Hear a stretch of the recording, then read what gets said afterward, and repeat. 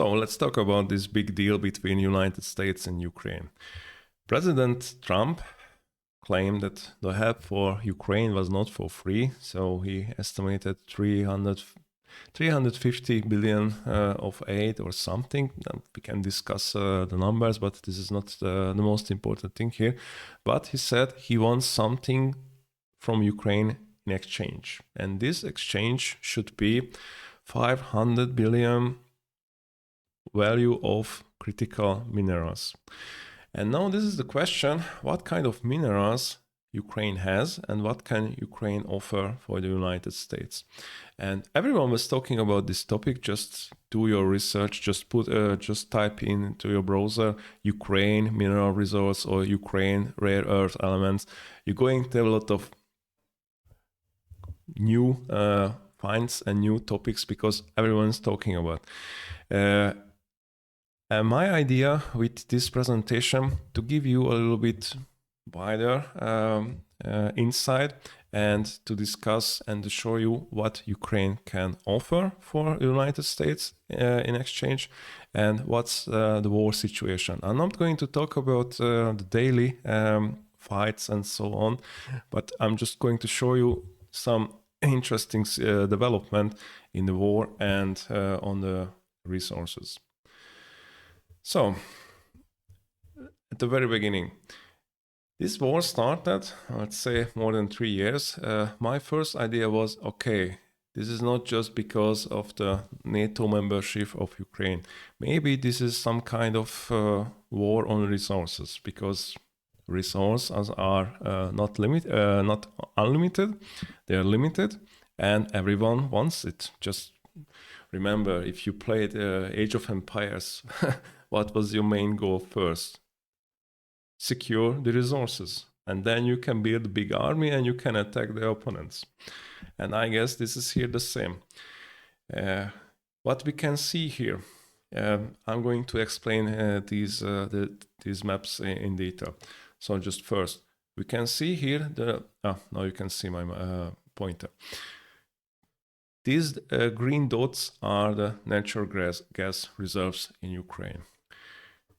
This one here is the metal deposits. As you can see, there are a lot.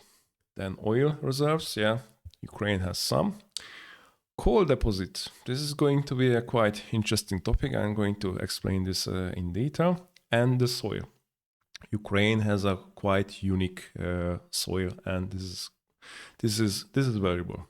So I'm going to go a little bit in detail.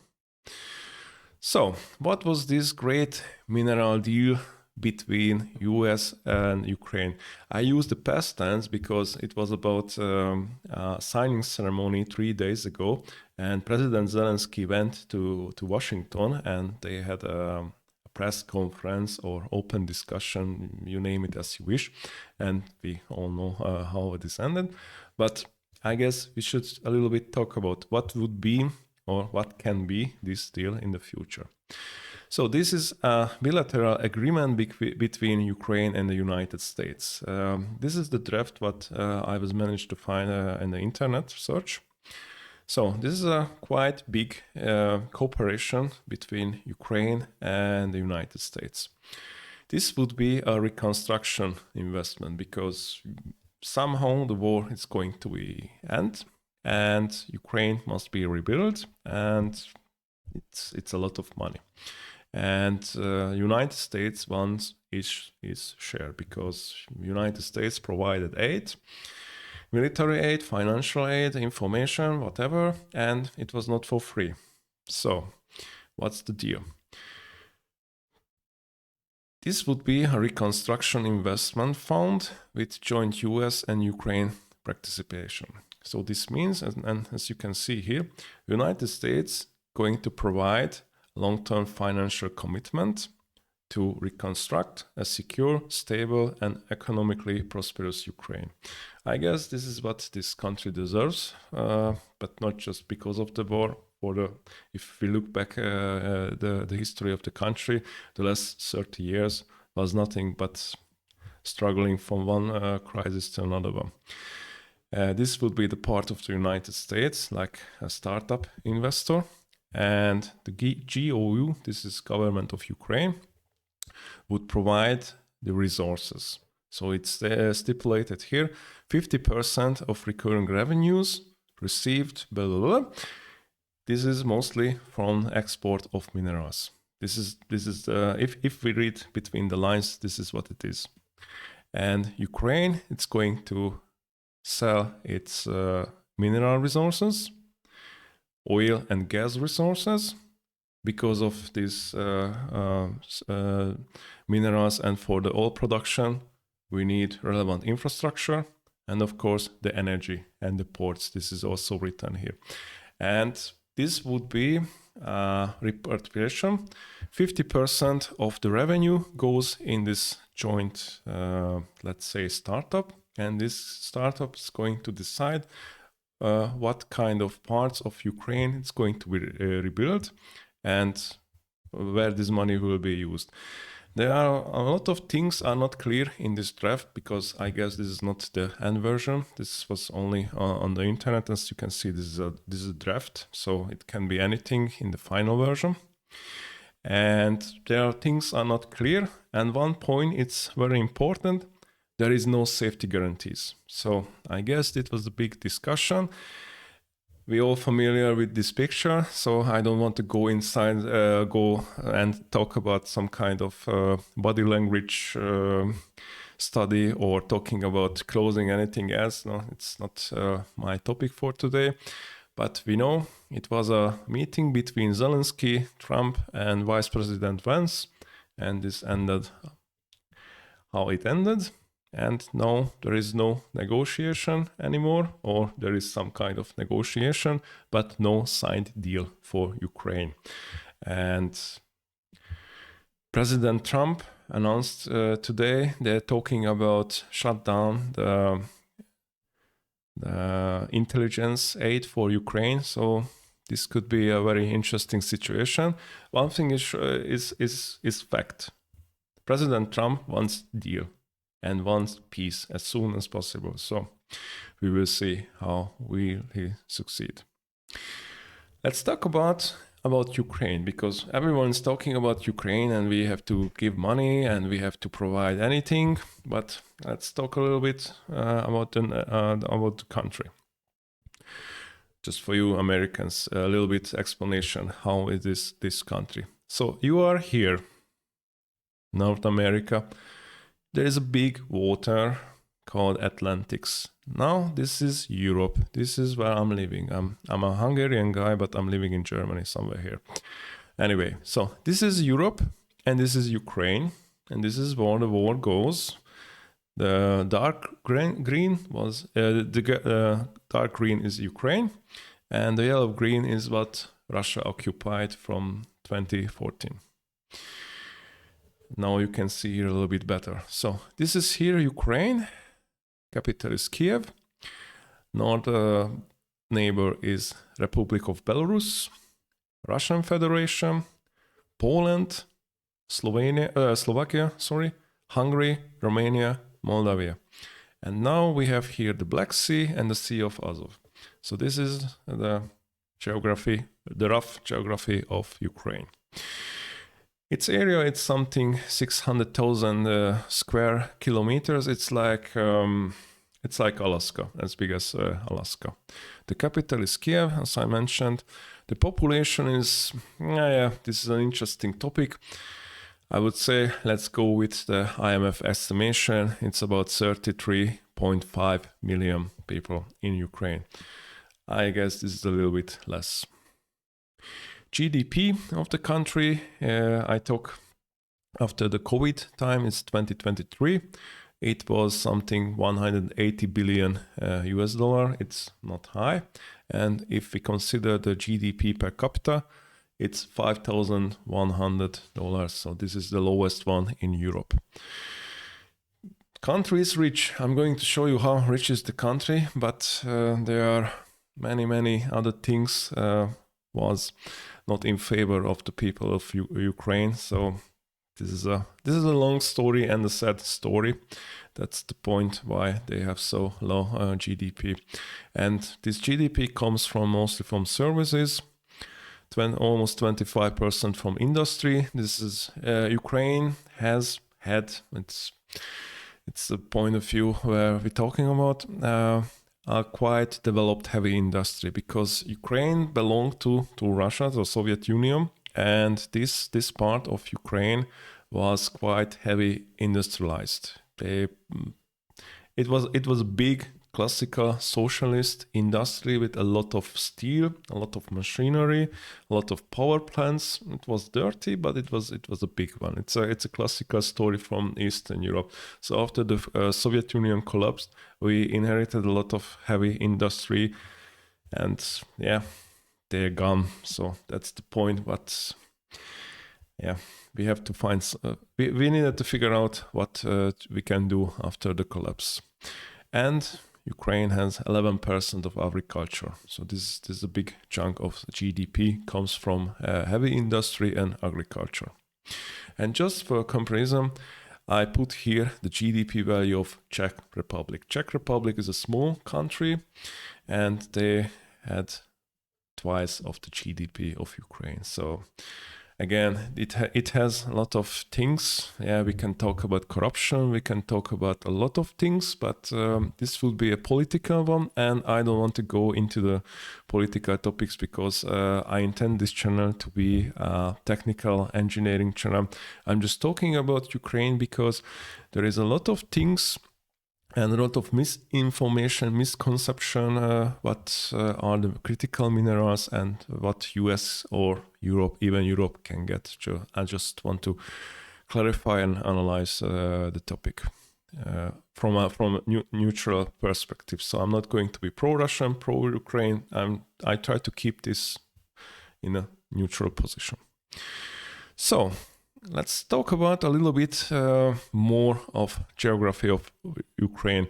I don't want to bore you to death with this, but this is going to be necessary to understand the minerals and the whole story and the distribution of the minerals very quickly. We can divide Ukraine into 11 parts based on tectonic structures. There is other things how you can divide the country. I'm just going to focus on the tectonic structure. Everything is written in red is something mountain, shield, or salient, or plate, something. And the yellow one is going to be flat. It's going to be important for the next topic. So as you can see, the big one is the Ukrainian shield. You can have this cover salient. Salient means it's when the ice in the ice age, the ice is slowed down towards to the sea. It's pushed a lot of stone and soil with it, and this has it contains a lot of minerals, and this is quite valuable. And then you can have here another plate, Volhyna. 4 is the Carpathian. This was long ago Hungarian area. Western European platform, even here. So this is a flat one. 6, Dnieper Rift. This is a quite big flat area. Voronezh Massive. This is part towards Russia. This is also some kind of mountain stuff. Donetsk Fault Belt. This is also. Then we have here some flat area. Front of the Sea of Azov and the Black Sea, and some small mountains in the Crimean Peninsula. So this is how you can divide Ukraine. And everything, again, everything which is red, it's some kind of mountains or something, and mountains contains minerals. And everything is yellow, it's flat, contains either soil for agriculture or gas, natural gas, or oil. So easy. Let's take another map. So what makes Ukraine so unique? Because a lot of country has a natural resource and has the war, but I guess this is the first one when this kind of 500 billion US mineral negotiation was published. So I guess there was it could have been other agreements, but it was not public. But this one, it was the first, I guess, and this is quite public. So Again, Ukraine has a lot of mineral resources, a lot. And when I say a lot, this is literally a lot. And as you can see, and that was the point where I show you the tectonic map, because all the minerals are in the mountains and all the gas and oil is where we have the flat area. This is the Dnieper area. We have here between the Carpathian and the Volhov massive, this valley. This has also oil and gas. And of course, we have the Sea of Azov and the Black Sea. Yes, of course, it's similar like the Gulf of, I guess, Mexico or America. It's I still have the old Google Maps. So anyway, you can get some oil and gas reserves in the sea. So let's go one by one. And for instance, let's start with natural gas. We can divide Ukraine, when we're talking about natural gas, into two areas, three zones. There is an east zone. This is the Dnieper-Donetsk basin. Here, as you can see, there is a lot of dots, and those dots shows this is possible. There you can find gas. We have the west one, front of the Carpathian area, and of course we have the Crimea, so Black Sea, Sea of Azov, where you can get some natural gas. In 2023, there were in Ukraine almost 500 active gas fields, so it was used for exploration, and the dominant ones were in Poltava. This is here. This is a big one. This is a big city in Ukraine, and there is a lot of gas field in this area. There is another one in Kharkiv. I'm sorry for pronouncing some Ukrainian cities not correctly. Hungarian is my mother language, and when I learned these city names, it was the old Russian way. So I still call Kharkiv, not Kharkiv. But anyway, this is not important yet. We have Lviv. This is also some of fields, and those were the conventional oil fields. And there is non-conventional, gas field. And there are two big prospects, potentially large shale gas fields in Ukraine. One of them is the Alaska. It's close to Lviv. It's Chevron there. And there is another one in Donetsk with so the American oil and gas industry it's already in Ukraine. I guess it's not a new story, so they started a little bit earlier. And natural gas is a big stuff in Ukraine, because Ukraine has the second largest reserve in Europe. So the first one, the biggest one, has Norway. I'm going to talk a little bit about Norway soon, but Ukraine has a second one. And if the second, what does it mean? First time, it was, let's say, almost 10 years ago. The reserves of Ukraine was estimated up to 40 trillion cubic meters, so 40. And then it was a new estimation, and last year it's almost 5.5. So let's say only 20%. Now it's correct. So this is the official one. And this is also an estimated value, 5.4 trillion cubic meters of gas. And let's talk a little bit about this gas, because this is not just gas. This is a different story with different structure. So Ukrainians have 1.2 trillion cubic meter of natural gas. They have 400 million tons of gas condensate. And most of those reserves are in the Dnieper-Donetsk region. So just recall, this is still a war zone. So in a war zone, you don't start exploiting any oil or gas. This is a risky business, but this is here. So this is going to be the question after the peace negotiation, who gets what? So this is a quite valuable area of Ukraine. Ukrainians want this, Russian wants this, so we will see who gets this. And again, yes, 50%, 50 or 20% of the conventional gas fields are already located in the Russian occupation zone. So we can, as I said in the very beginning, we can see with different point of view this war. Maybe this war about to seize as much natural reserves from Ukraine as possible. Maybe this can be also an argumentation. And not just here in the Donbass, everything in the Crimea, Black Sea, Sea of Azov, it's already in Russian occupation. And let's talk about a little bit of the money, because as I mentioned before, the second biggest reserves in Europe are in Ukraine, but the biggest one in Norway.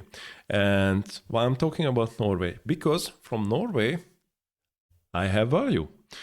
Last year, Norway made 100 billion from export value from crude, condensate, and natural gas.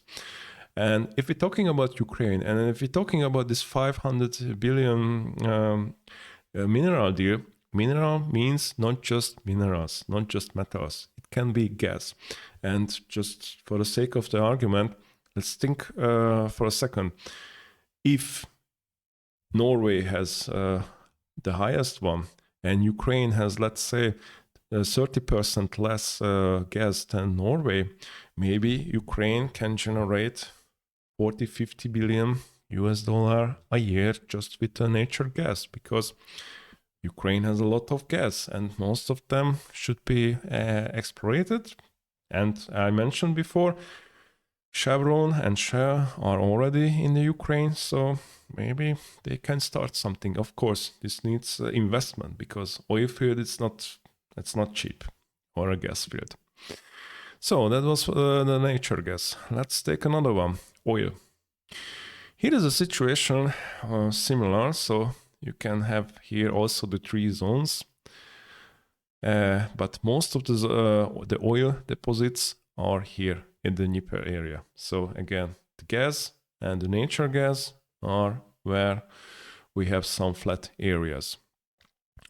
Ukraine has, let's say, 85 million tons of crude oil. This is not big, so it's roughly 5th biggest in the world. So anyway, but it's already something. And if you see this map, Russia already had here 50% of the Ukrainian oil reserves occupied. So this is, again, this is going to be a question for the peace negotiation, who gets what. And I like to give you also an estimation about the value of this oil reserves. Let's say 1 million tons of oil with actual values, it's something 430 million. And if we calculate with the whole value of the Ukrainian oil reserves, we end up something 30 billion. So it's not a big one, but it's also something. Coal. And this is going to be a quite interesting topic. So Ukraine is a powerhouse. So Ukraine has a lot of coal. How much? A lot. Literally a lot. This is 60 trillion tons of coal reserves. This is a lot. And from the 60 trillion, 23 trillion is proven, and it's there. This is there and easily achievable. And just to give you a number, how was this coal mining industry in Ukraine when Ukraine belonged to the Soviet Union? Almost 50 years ago, Ukraine produced 220 million tons of coal in 1 year. And after the collapse of the Soviet Union, this go down. And for 10 years, Ukraine mined only 41 million tons. So this is this is still a big, but not as big as in the Soviet Union. But as you can see, they have a lot.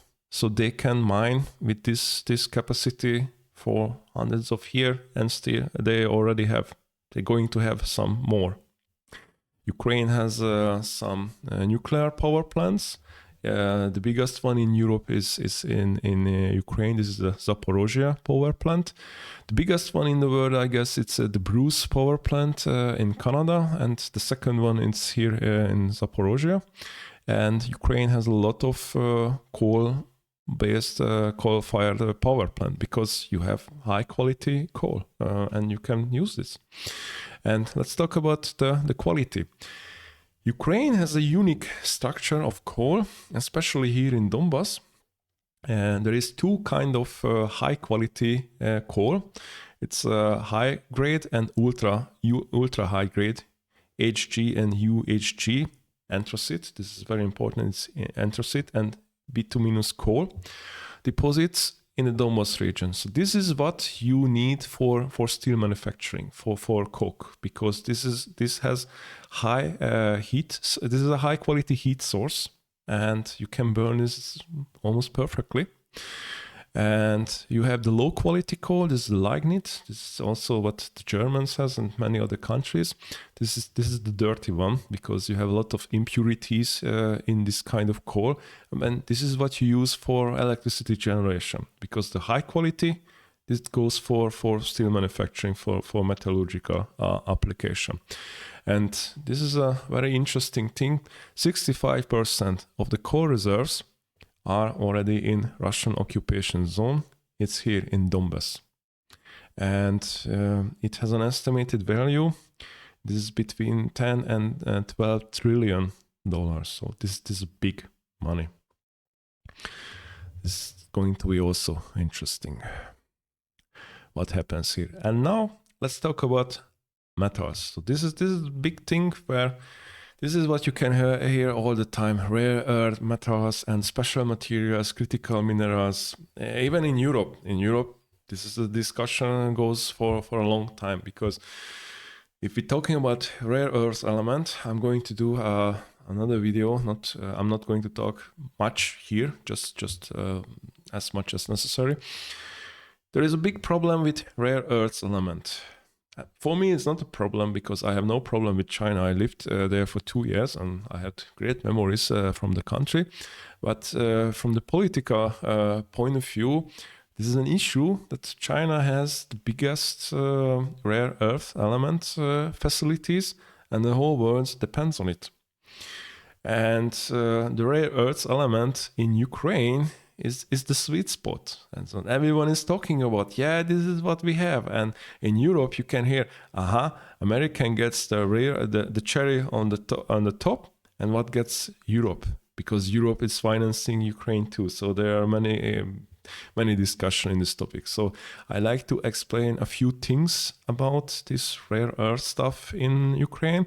But first, I'm going to explain and show you the situation with, let's say, normal metals. I'm a metallurgist, so my heart goes with metals. So, Ukraine has a unique situation.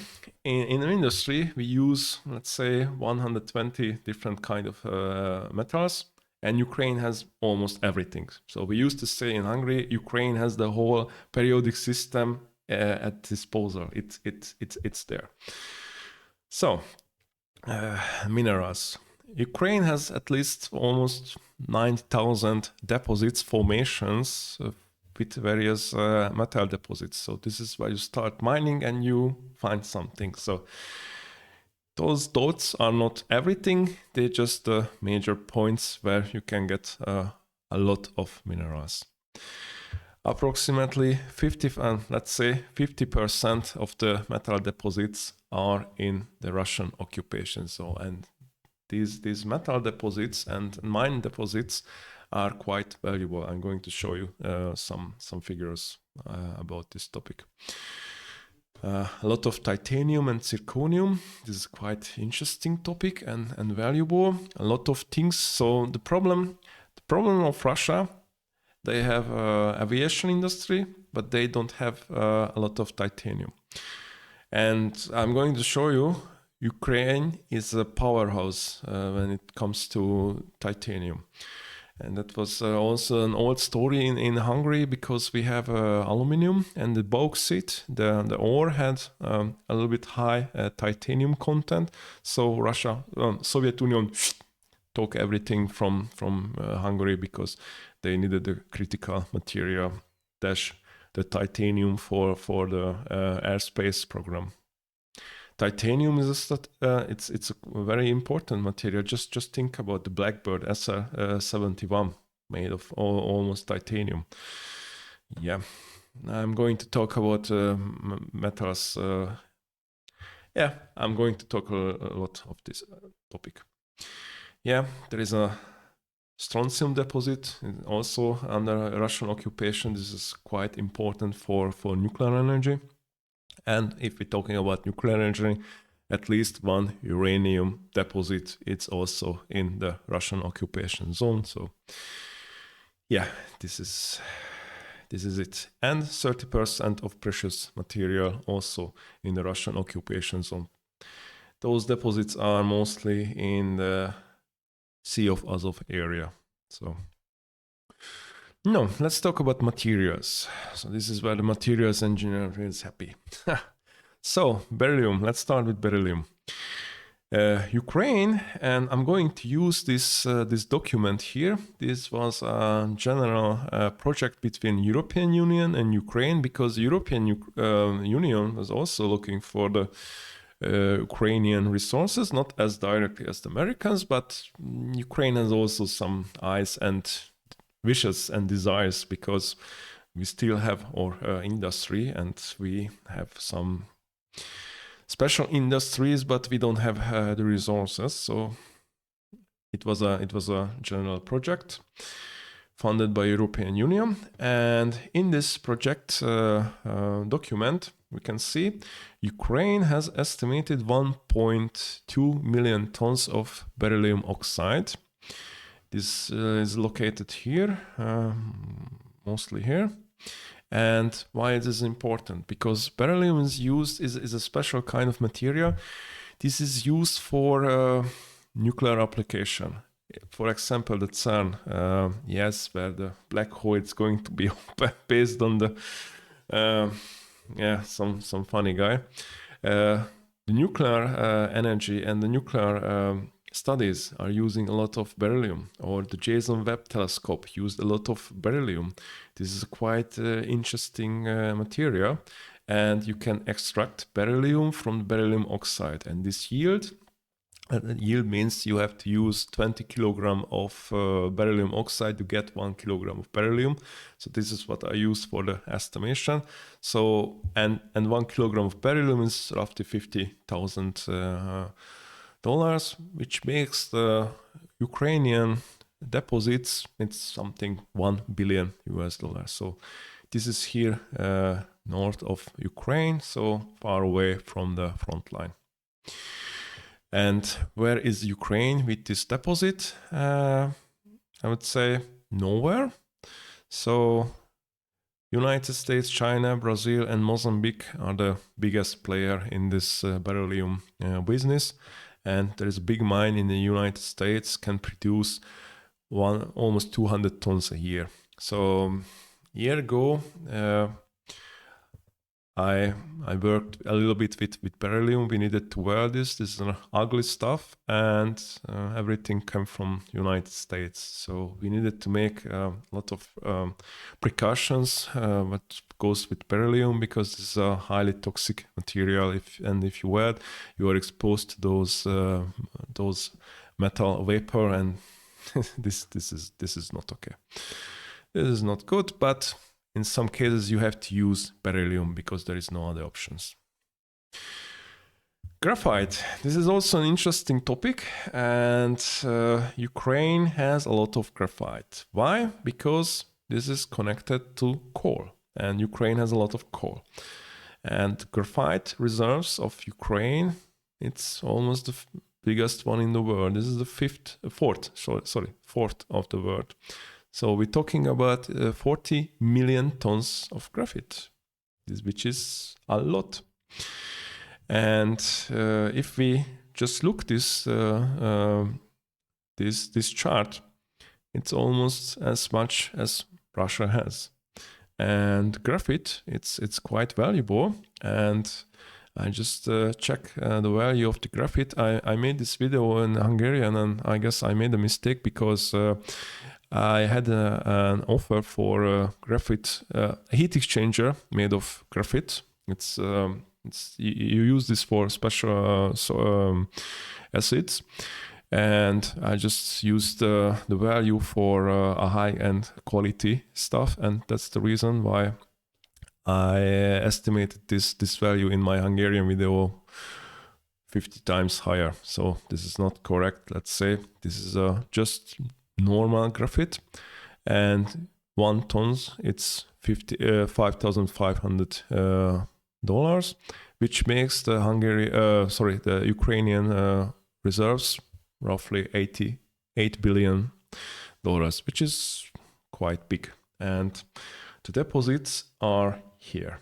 So this is going to be an interesting. So if Russia wants to grab some deposits, they have to do something, or Ukraine has to keep this. So this is an interesting topic and question for the future.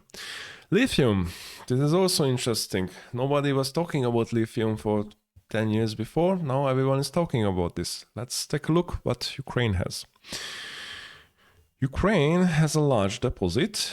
Let's say it's roughly 300 million tons of lithium are accumulated in 4 large areas. I put those in the map.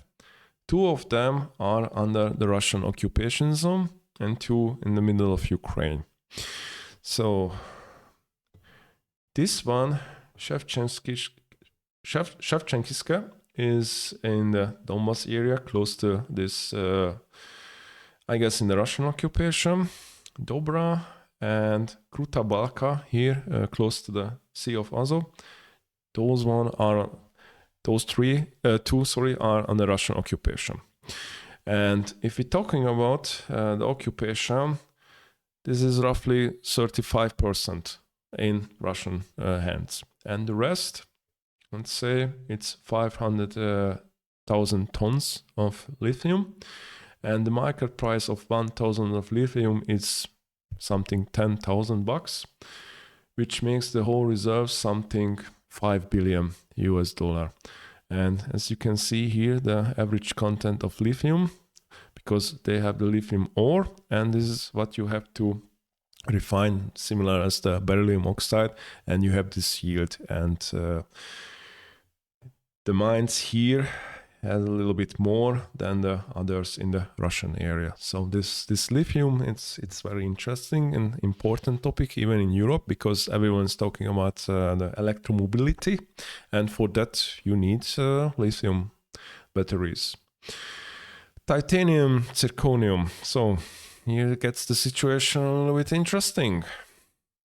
Titanium, Ukraine has 1.2% of the world's known reserves of this titanium, which is 8.4 million tons of limonite and rutile. These 2 are the most common ores of titanium.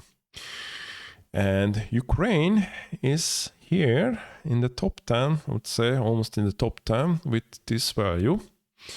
And let's talk about the zirconium as well, because you have the zirconium and the titanium together, because they are quite similar to each other. And those 2 materials are quite important. For example, oil industry. I'm working in the oil industry. Previously, I was in the chemical industry, and this is what you use. So if you have some special acid, or you have to work with water, and you don't want to treat water, but you have 300 degrees, and water, normal barrack water, gets quite aggressive, and you have lots of corrosion issues. And for that, you have to use titanium or zirconium. or even tantalum, but this is a different story. So this is quite important. So if you have large condensators for power plants, nuclear power plants, titanium tubes for the condensator heat exchanger tubes is the best choice what you can have. And this is just for the chemical industry. Titanium is biocompatible. You can use for medical application, and of course the whole airspace, military, everything based on titanium. This is quite unique material, and Ukraine has a lot of it, and zirconium. And I put the titanium and zirconium deposits on the map. Ukraine has a lot, literally a lot of those materials. And they have two big processing plants. Sorry, one is here in Dnipro, and another one in Zhytomyr is somewhere here in this area. Titanium has at least 80 mines in Ukraine, and zirconium comes always with titanium. This is a byproduct. So most of the times you have both, except Russia, because Russia don't have as much titanium as they have zirconium. This is a special case, but this should be their problem. And the yield, this is also quite unique in Ukraine. Ukraine has a high quality rutile and limited. This is the ore of titanium. Those are the minerals, and they have a high yield, which means you have to use 3 kilograms of rutile to get 1 kilogram of pure titanium, which is quite good. And here gets the situation more complicated. Ukrainian sources, this is UMCC, this is a mineral, some kind of council of Ukraine, made a new estimation right before the special military operation started. And they're claiming that the actual reserves of Ukraine, it's not 8.4 million tons, it's 40, which is 5 times higher. And they claim they actually have 21% of the global reserves at home. So as you can see here in this map, there is a lot of green area. Green area means titanium and zirconium deposits. So this is big. And I just used the UMCC estimation.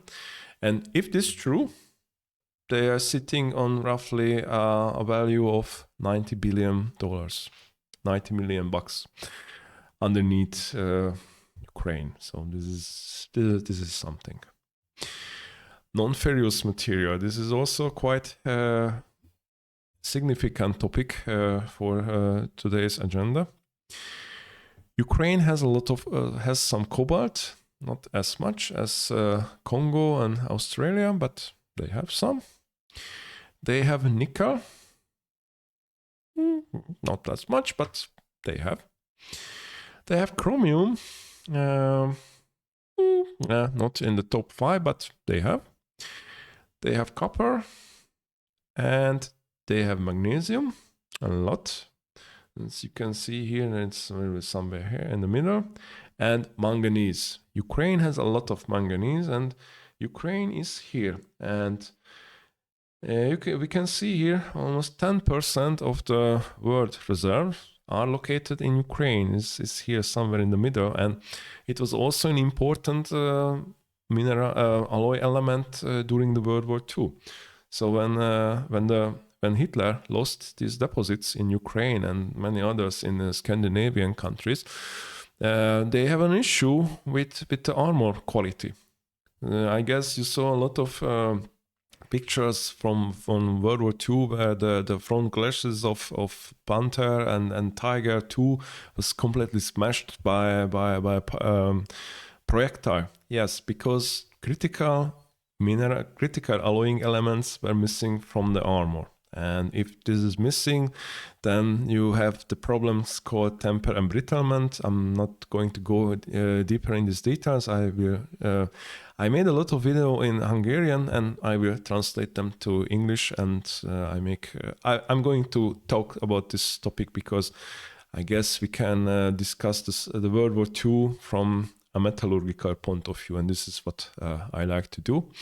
Anyway, the Nazi Germany lost those deposits, and they have an issue with the tank manufacturing. And those mines are used almost for 100 years, and they still have manganese, a lot of manganese. And manganese, it's an elementary alloying element for steel, because you need for structural steel, because manganese makes the steel tougher, and you can increase the strength. And this is important for structural steel, because what you need for structural steel, toughness and strength, because you can reduce the weight of the structure. So for basic steel, manganese, it's a must-have. Quite important. Germanium. So now we're talking about some specialties. Ukraine has a lot, because germanium can be found as an impurity in coal. And we already discussed this topic. Ukraine has a lot of coal, and of course, which means if you have impurities in a lot of coal, which means you have a lot of germanium as well. And there are some kind of deposits, mostly in the Donbas area, where this concentration, it's quite high, which means you can get 100 grams of germanium from 1 ton of coal, which is quite interesting. By the way, this material, like this way, it's like you have the aluminum foil and you just wrapped it. I don't want to go into the metallurgical specialties of this material, which is not relevant for this video, but it's quite unique material, especially for the semiconductor industries. So, because of the large chunk of coal, Ukraine has a lot of reserves. It's estimated between 35 or 90,000 tons of germanium, which is quite a lot. And the global production was only 180 tons, which is not a big deal. This is metric tons. This is not million tons. This is metric tons. Only 180 tons, roughly 200 tons. And as you can see here, Ukraine has a lot. And where this germanium comes from, or germanium, it's because if I say germanium, it's like a German way. If I say germanium, it's like some kind of Italian, I don't know.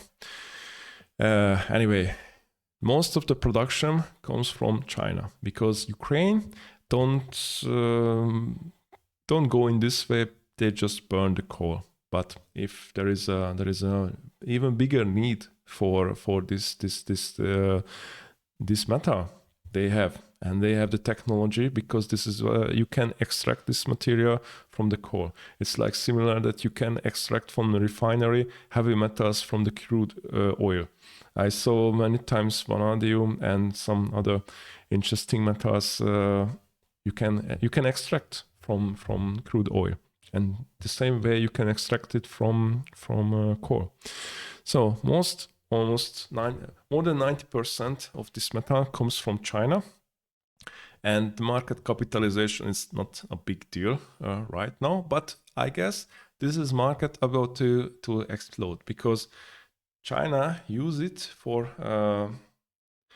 solar panels. This is where we use a lot, and the fiber and infrared optics, and the solar. And of course we use for polymerization catalyst for special polymers. But the most important is fiber and infrared optics and solar. And 1 kilogram, let's say 99% pure germanium, it's almost $4,000, which makes the Ukrainian reserves, and I'm just counting with 33 kilotons, roughly 150 billion, which is quite big money. And so this is something.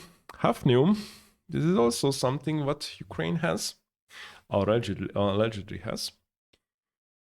It's also a special material, and most of the deposits are in the Sea of Azov, which is under Russian occupation. Anyway, but this is also a companion of titanium and zirconium. So this is impurity, mostly in zirconium.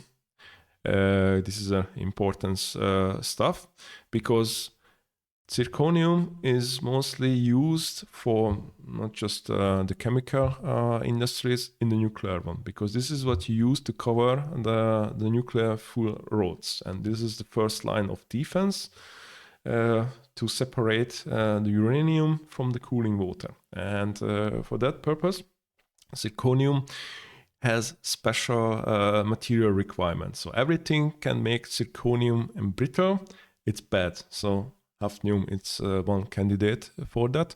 And that's the point why I use the term, this is a byproduct of nuclear fuel rod production. Because you have to purify the zirconium, and hafnium is a no-go. And that's the point why the biggest producer right now is France. France produce almost 50% of the hafnium production, because France has a lot of nuclear power plants, and a lot of nuclear power plants needs a lot of fuel. This is correct. Then United States has also a lot of nuclear power plants and submarines and everything else. 3% comes from People's Republic of China. 3% comes from Russia, which is also interesting because Russia has a lot of nuclear power plants, and Russia provides the same nuclear full circle. So which means they have to use a lot of hafnium. They have to use a lot of zirconium, and which means they should have a lot of hafnium, because nuclear science works in the same way. And 1% comes from Ukraine. This is also an interesting topic. If Russia has a lot of zirconium and they use a lot for the nuclear facilities, what's happening with hafnium? So they maybe use hafnium for military application, I guess. They can do hafnium oxide, which has, I guess, the highest melting point, which could be a quite interesting topic if we're talking about some hypersonic flying stuff or kinetic energy weapons. This could be interesting. So, yeah. Anyway, the market size is 1 billion. Not big, but Ukraine has also something to offer. Yeah, this study comes from this estimated 5 kilotons comes from a geologic survey. The problem was I was confronted with the problems that there are a lot of sources and the values are complete mess. So even for hafnium, I read between 5 kilotons to 200 kilotons, and I gave more credit to the State of Geologic and Subsoil Survey of Ukraine than some bloggers. So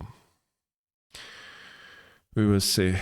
Iron ore. This is a big one also. So I said titanium is a big business in Ukraine. Steel is even bigger one. I'm gonna show you how big is that. So Ukraine has 31 billion tons of iron ore, which is the 5th biggest deposit in the world. And if we use this iron ore to produce iron, Ukraine has the 6th largest iron reserves in the world, based on this map.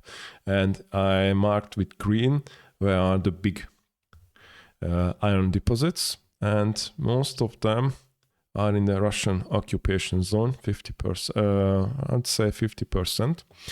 And a very interesting topic, as a side product of the steel production was neon.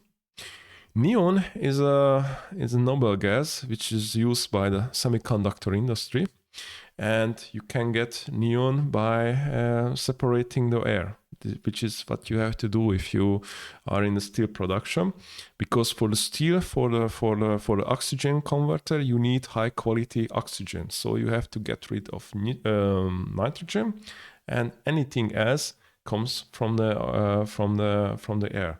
You have CO2 and you have noble gases. You have argon, you have neon, helium a little bit, and the neon was a big share, and Ukraine was one of the key player in the neon production, and 50% of the neon worldwide came from Ukraine, and let's say Azov Steel and the others.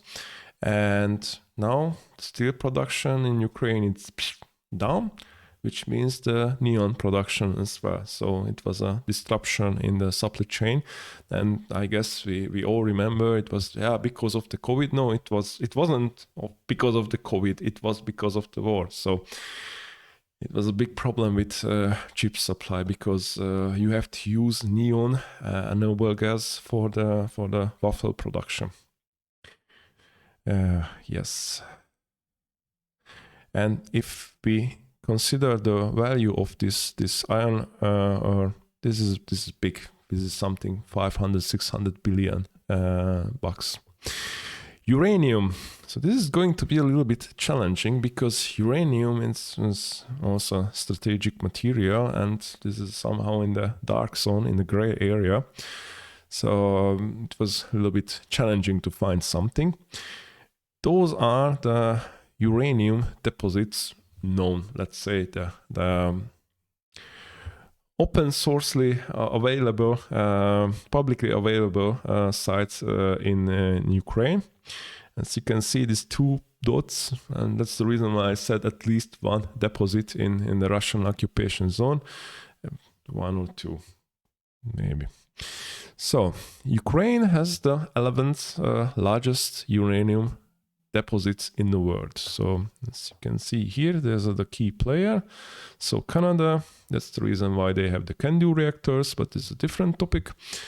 United States, Brasilia, China, Mongolia, Kazakhstan, it's a big player, South America, Africa, Australia, and Ukraine. And Ukraine has some reserves too. This is estimated something 250 kilotons, but this is just some minerals contains uranium. So this is not the end one. That's the reason why I put here. These reserves mostly metasomatite, which contains 0.1-0.2% of ore. So this is a lot of job. You have to do a lot of you have to put a lot of energy to extract uranium, and those values based on the EA report of uranium 2020, and the exact numbers are classified, not just in Ukraine, anywhere else. So this is a little bit problem to find. So those were the minerals, round one. Let's talk about something very special in Ukraine, and this is the static value. This is something you cannot extract and import or export, and this is the soil. In this map, you can see the fertile soil in the world, the high quality one, and there is one here, and the red means it's high quality, fertile humus-rich material. This is here in the United States. And this one is here between Russia and Ukraine, and there is a small one here, and there is a small area in Hungary as well. So this is an important topic. So I'm going to talk about this a little bit. So Ukraine has a lot of black soil. Black soil is what you want. This is a humus-rich fertile soil. It's called Chernozem. This is the highest quality what you can have. This is the most the top quality, and only 1.8% of the Earth's surface has this kind of soil, and the distribution of this is not equal. And almost half of this humus-rich black soil is located in Ukraine. It's here, especially here. So when the war started and everyone was reading about depleted uranium ammunition for tanks and so on, everyone was talking about, who had some sense, that yeah, you firing with those shells and you make the most valuable soil completely contaminated with this shit. And then what? So this is something politicians should have a little bit more, let's say, responsibility for the future, because if this soil it's contaminated with depleted uranium and other nasty stuff, then we have a problem. And 65% of the land can be used for agriculture purpose. So Ukraine it's a powerhouse in agriculture, especially in Europe. And let's show you some numbers. Wheat, fifth one. So it was a big discussion when this whole special military operation started, that what about the African countries, because they were waiting for wheat, maize from Ukraine and from Russia, and this Black Sea, it's like a highway for this agriculture products towards Africa. So it was a problem. Sunflower oil in China, I saw many times, all the time from Ukraine. Chicken was also quite important, especially in Europe. So when the war started and we were in Europe, and we saw that the chicken breast price are skyrocketing. Eggs go up, and it was always a discussion, explanation because of the COVID. No, it's not the COVID, because of the war. So this is it. Soybean, barley. As I said, Ukraine has rich soil. We used to say in Hungary, just put the boots on the ground, and the next summer you have 5 meters of corpse, because the land is so fertile. So this is very important. But it's not the easy part. This is one thing, the soil. The next point is the water. And just recall, I'll show here this red area in United States, which is quite fertile, but no, this could be a challenge for the future because of the water. This map shows the water stress, where the water could be an issue. Okay, let's say Greenland is a different story. Let's leave it, but as you can see, it comes more and more areas, dark red, which means we will have an issue with the water. And this area here could be also in danger. But Ukraine has some rivers, but this could be another topics. And let's move back to the minerals, because I left one topic for the end, and this is the rare earth materials, because everyone gets super excited when we talk about rare earth materials. So I'm not going to go in details what is this, but I like to use a quote from Deng Xiaoping from China. He said this almost 40 years ago. The Middle East has oil, China has rare earth. And he said this 40 years ago. They saw this going to happen, because the rare earth materials has a special, a unique microstructure. I'm not going to go inside in this video, but this makes them super important for magnetic application, for optical application, because of the unique nuclear structure, especially the F lines of the quantum numbers.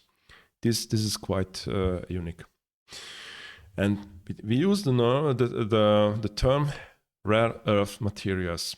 But the funny thing is, those are not earth. Sorry, this is in Hungarian. They called it rare because they wasn't able to find it soon. So those are the last discovered materials, because to extract those materials were quite difficult. I'm going to do a quite detailed video about rare earth materials, and I'm going to explain the history, because now we have to talk ion exchange and some high quality, some acidic extraction, which is I don't want to put into this video, but this is an important stuff. And to show you something, I marked here the rare earth materials, and as you can see here, it's almost here. And for example, nitrogen. There are some kind of rare earth material like the neodymium. It's more abundant than nitrogen, for example, or arsenic, or even lead. The rare earth elements are more abundant like lead. And nobody's talking about the lead crisis, but or uranium, plutonium, xenon. Just think about xenon. We use this for the cars. So this is not as rare as the name suggests. The problem is the distribution and where this comes from. And if you look at this picture here, the biggest one, China, of course. The second one, Vietnam. They're close to each other, so there's a big area in China, and especially to be precise, in Mongolia, Chinese part of Mongolia. They have a huge mine there. But in South China, close to the Vietnam border, they have a lot of facilities, as Vietnam has. So I guess this is some kind of the border cuts these deposits in the middle. Brazil has also a lot. Then comes Russia, India, Australia, United States, and we go something in Canada. So, but the key point of this map is this picture: China, Brazil, Russia, India. 4 of them belongs to the BRICS. And this can be a geopolitical weapon. China can the rare earth materials weaponize. And if United States go push this tax war between China and United States, this rare earth weapon could be used, because China has a unique position.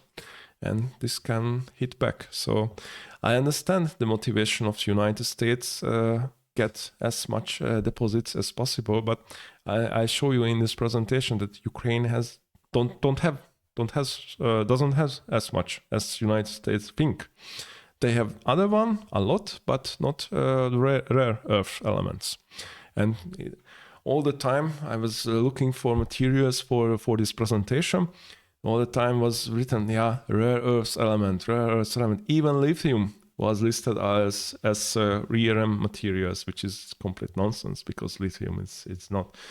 The rare earth elements are special elements. And what Ukraine has, it's not much. I just cut from the periodic system the rare earth element. The first line starts with yttrium to europium. Those are the light rare earth materials. And from the scandium is also not really a rare earth element. It starts really actually from gadolinium to ytterbium. So those are the real heavy rare earth element. Scandium is also listed here because I put here because of the oxidation number and nuclear structure. That's the point. But actually, we have only these 14 elements. So we're talking about rare earth elements. You have to think about these 40 elements. And let's take a look what Ukraine has. So this is the joint study of European Union and Ukraine. And as I mentioned before, Europe wanted to know what Ukraine has could offer. Let's say it's a contingency plan. And Ukraine, based on Ukrainian sources, Ukraine has 3 mines, and one mine is already in Polish-British concession. This is what I could read from the internet. And Ukraine has yttrium, this one here, and lanthanides, this one, and small scandium. But the other ones, as you can see here, other rare earth elements are unknown. It's not listed. Maybe they have, maybe don't have. We don't know that.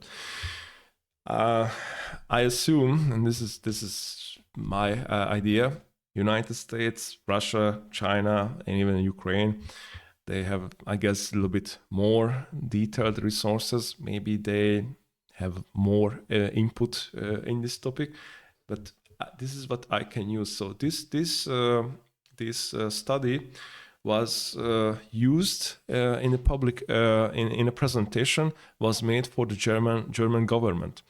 In Germany, you can read a lot of studies was assigned for the German Parliament, Bundestag, and you can read this, and you can download this from the internet. And based on this study, are discussions in the German Parliament. And they're talking about the rare earth material as well, based on this list. And they're talking about maybe Ukraine can provide yttrium and lanthanides for Germany, for the European Union. So this is the same discussion what Europe has right now, but not as direct as Mr. President Trump in the United States does. But this is also an open discussion. So back to the topic.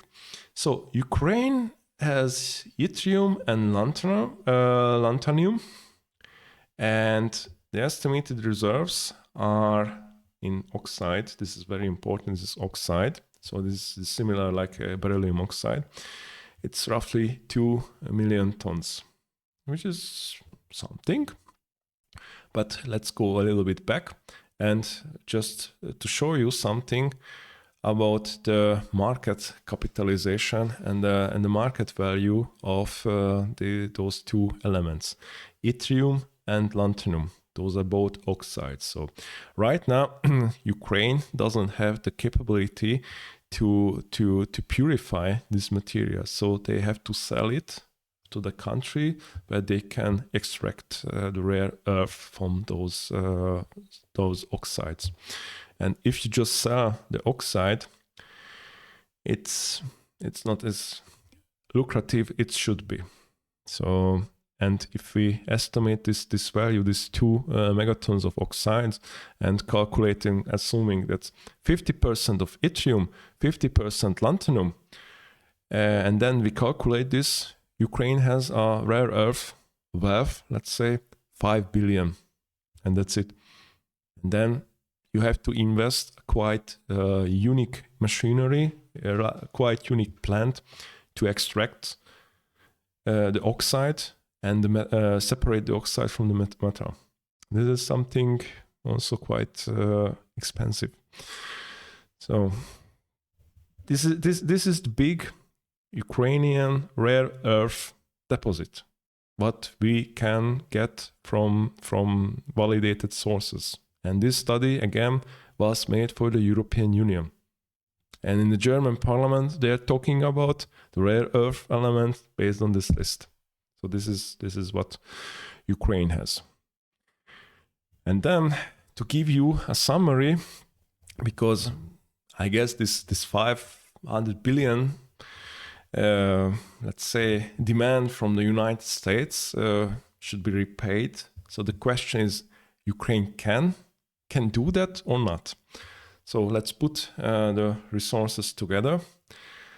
So neutral gas, you can get $80 billion roughly. This is a very optimistic expectation. Graphite, you have almost 80 billions. Lithium, between 3 or 5 billions. Titanium, this is a big chunk, almost 90 billion. Iron ore, as I mentioned before, 500 billion. This is also something big. Germanium, 140 billion. Coal, it's a huge one, 5 to 6 trillion. Even that the Russians occupied many of them, but let's say 50-50, Ukraine still has 5 to 6 trillions of coal deposits. Oil, it's not a big deal, and the soil. This is quite important. I know this is quite stupid prediction that Ukraine is going to sell all of the soil, but Monsanto is there, Calgary is there, so there are some kind of big players, and they're getting more and more soil in Ukraine. And I just used estimation like hectare. It's a European unit, which means 10,000 square meter of area. And let's say Ukraine has 1.6 million acres of soil, and you just sell it. As I said, this is just a theoretical estimation. The same stands for any other minerals. This soil, it's already between 2 and 4 trillion. And if you put this with the coal, Ukraine it's a rich country, and even with those minerals together. And the Russians took a big chunk of Ukraine, more valuable, especially those areas here. This is an estimation of the resources, natural resources in Ukraine, and based on oblasts, so the states, like United States from states, Ukraine has also those jurisdiction units. And Russia took $5 to $10 trillion of natural resource from Ukraine. So Ukraine is a wealthy, it's a rich country when it comes to natural resources. So this is going to be a big discussion. Who gets what? Because maybe the Russian thinks they get as much as they can. Maybe United States talking about territorial integrity, which means as much place stays in Ukraine and we get control over it. Who knows? So I guess we will see this, but when we see, then it's already decided. So this is the big question for the future. And as I listed here, Russia took 65% of coal deposits, 50% of metal deposits, the very valuable ones here. So this would be interesting. And then for finally, I put with this picture with in intention, because we had a Yalta. Yalta one was a meeting between Churchill, Roosevelt, and Stalin, and they decided how to cut Europe into pieces, which is going to be the Soviet part, which one is going to be the other part, and the occupied Germany is going to be cut in different parts. They made this agreement here in Yalta. And then I found this AI-generated picture. Maybe we're going to have a Yalta 2.0, 2.10, but this time without Britain, we will have China, we will have United States, and we will have Russia again. And they're going to make a decision without the European Union, what's going to be in European Union. And this can happen, because right now I don't see the point how European Union can show power, because we are very strong in words. We are very strong making sanctions than hurting us more than supposed to hurt the Russians. So it's going to be also an open question and a very interesting point for us Europeans, that what's going to be in the future. So this is what I wanted to show you, present you today. If you liked my video, just put on the just push the like and subscribe my channel. And I'm going to put more videos in English. So I made Hungarian lot of stuff from nuclear energy, other energy, military videos stuff. So this is what I want to go. I am going to make them in an English way. So take care of yourself. If you have any comments, any ideas, put me in the comment box and I will answer. So take care, bye bye, and see you in the next one.